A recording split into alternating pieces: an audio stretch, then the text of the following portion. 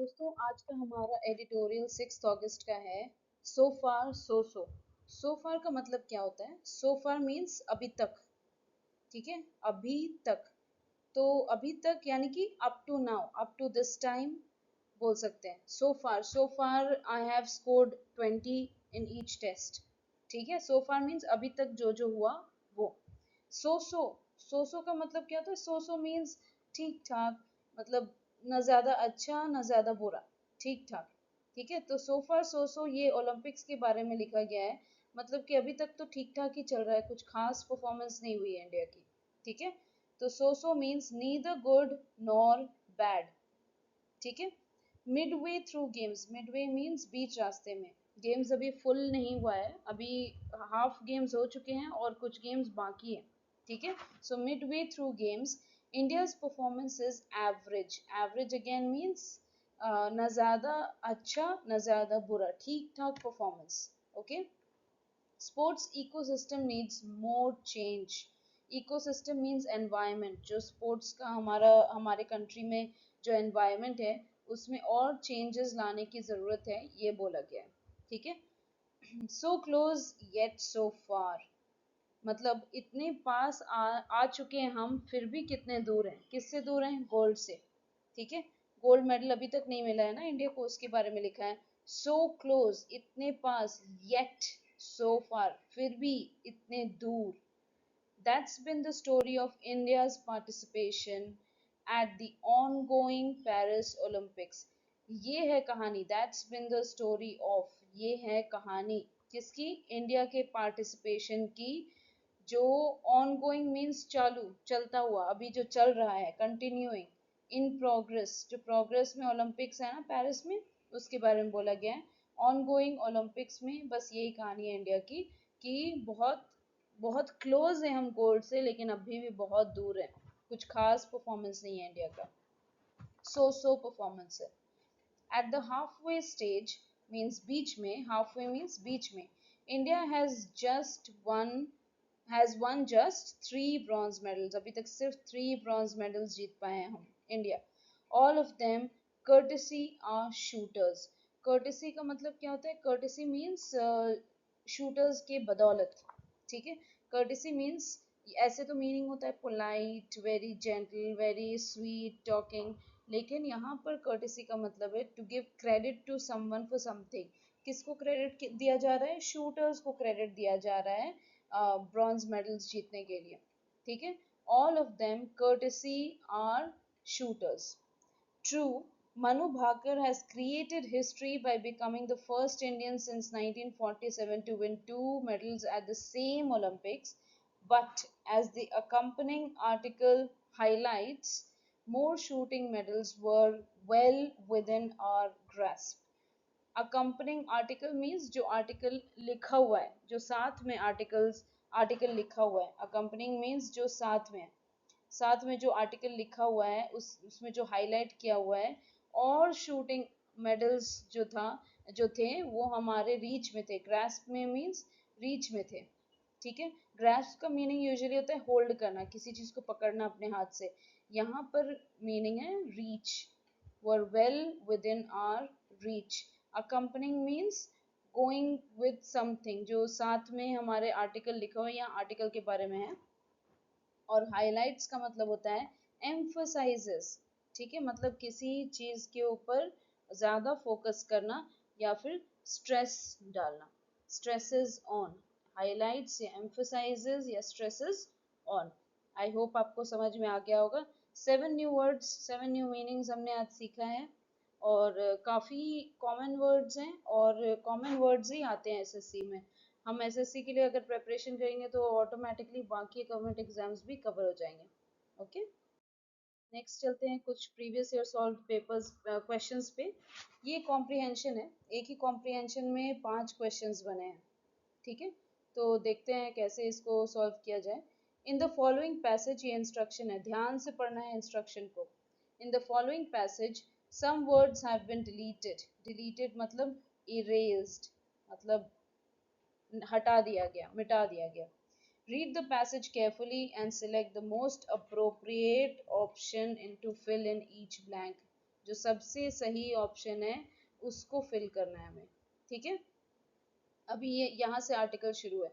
Ambition is a vital ingredient for success. Vital means important, necessary, ठीक है, जरूरी।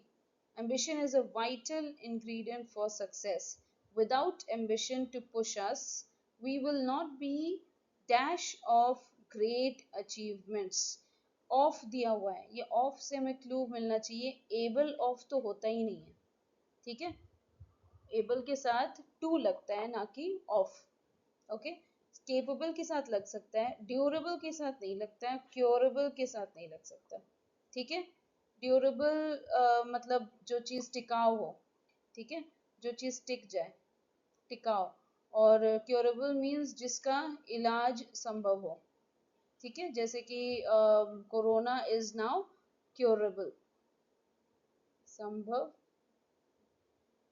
हो, कोरोना इज नाउ क्योरेबल, ठीक है।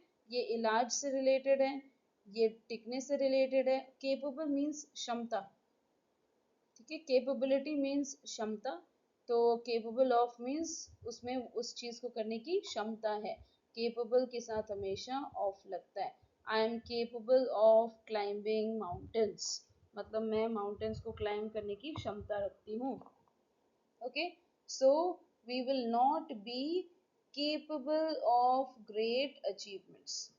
We all need that something, we all need that special something dash ourselves to give us the, यहाँ पर हो गया था capable, we all need that special something dash ourselves, special something in ourselves, with ourselves, without ourselves या फिर within ourselves।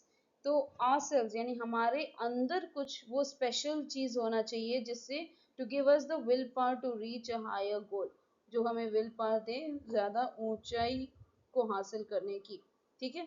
तो special something in ourselves हो सकता है, पॉसिबल सुनने में सही लग सकता है। विद आवर सेल्फ नहीं, विदाउट आवर सेल्फ हमारे खुद के बिना तो हो ही नहीं सकता। विद इन, अच्छा विद इन और इन कैसे हम डिसाइड करेंगे? विद इन मीन्स एकदम अंदर, ठीक है, हमारे अंदर आंतरिक स्वभाव में वो स्पेशल कैपेबिलिटी होनी चाहिए, स्पेशल ताकत होनी चाहिए हमें कुछ अचीव करने के लिए, विल पावर रखने के लिए, ठीक है। तो हम जब अपने बारे में बात कर रहे हो, हम अपने अंदर के बारे में बात कर रहे हो, तो विद इन होता है, ठीक है। We all need that special something within ourselves to give us the willpower to reach a higher goal dash we imagine ourselves capable dash, ठीक है। To give us the willpower to reach a higher goal, then we imagine, that we imagine, what we imagine। अगर हम ठीक से नहीं जानेंगे तो हमें दैट और दैन में कंफ्यूजन हो सकता है।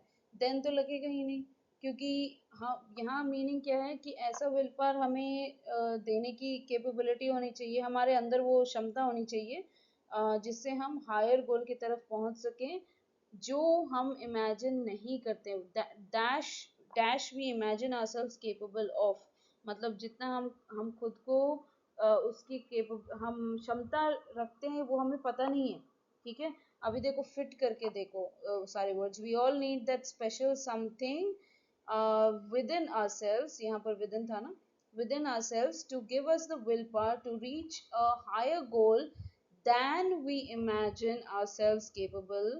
केपेबल के साथ मैंने पहले ही आपको बोला था ऑफ लगेगा, तो फोर्थ ऑप्शन तो वैसे ही ऑफ है, ठीक है।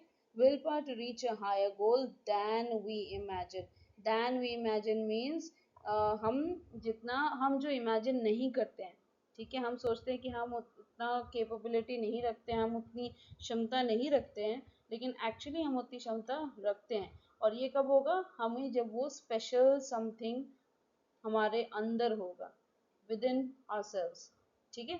स्पेशल समथिंग का मतलब यहाँ पर है कोई स्पेशल क्वालिटी, ठीक है। So then yet ambition dash money and fire is a good servant but a bad master। ambition, यहाँ कंपैरिजन किया जा रहा है ambition को मनी एंड फायर के जैसा, ठीक है। जो मनी एंड फायर है वो गुड सर्वेंट होते हैं बट बैड मास्टर होते हैं। मतलब जब तक हमारे काबू में रहे पैसा और आग तब तक ठीक है। ठीक है, सर्वेंट क्या रहता है, काबू में रहता है, राइट। जब तक वो हमारी बात सुन रहा है तब तक ठीक है, पर वो अपने पे आ गया, अगर वो हमारे आपे से बाहर चला गया तो वो बहुत ही खतरनाक होता है, पैसा भी और आग भी। तो एम्बिशन को पैसा, मनी एंड फायर के साथ कंपेयर किया जा रहा है। तो कैसे आंसर क्या लिख सकते हैं, yet ambition dash money and fire. तो कंपेयर जब करते हैं तो एम्बिशन डैश, सॉरी ये फोर्थ वाला ऑप्शन है, sorry. We imagine ourselves capable of, यहाँ तो मैंने पहले ही बोल दिया था। तो नेक्स्ट फिफ्थ वाला क्या होगा, हाँ, yet ambition as money and fire, या like money and fire, such money and fire, similarly money and fire. Ambition like, best option क्या है, like money and fire is a good servant but a bad master. ठीक है, I hope आपको बहुत अच्छे से समझ में आ गया होगा। जो पैसेजेस हैं वो बहुत डिफिकल्ट नहीं होते हैं, आपको सिर्फ मीनिंग समझने की ज़रूरत है। एक बार मीनिंग समझ लेंगे तो फिर ऑटोमेटिकली आपको सही वर्ड जो है वो दिमाग में ही आ जाएगा, और वो ऑप्शन में फिर आप देखोगे तो वो ऑप्शन में भी प्रेजेंट रहेगा। ठीक है, और जस्ट इन केस कोई आपके दिमाग में ना आए कोई वर्ड, कोई सही आंसर, तो फिर सारे वर्ड्स को फिट करके देखो कौन सा बेस्ट साउंड कर रहा है। और ये बेस्ट साउंड करता है, जो बेस्ट आंसर होता है, ये कैसे हमें समझ में आता है, बहुत सारे रीडिंग करने से। The more we read the better we get at language. ठीक है, कोई भी लैंग्वेज हो, जितना ज़्यादा हम कन्वर्स करें, किसी से बात करना या फिर रीड करना, रीडिंग भी क्या होना चाहिए, अलाउड, बोल के, ना कि मन में। अगर आप मन में करोगे तो कभी भी गलत आंसर भी आपको सही सा सुनने में लगेगा, और सही आंसर हो सकता है गलत सुनने में लगे। इसीलिए जितना आप प्रैक्टिस करो बोल के, उतना आपके लिए अच्छा है। आपको ऑटोमेटिकली जो सही आंसर है वो आपकी जबान पे होगा। ठीक है, thank you so much for watching. Next video में मिलेंगे। Thank you.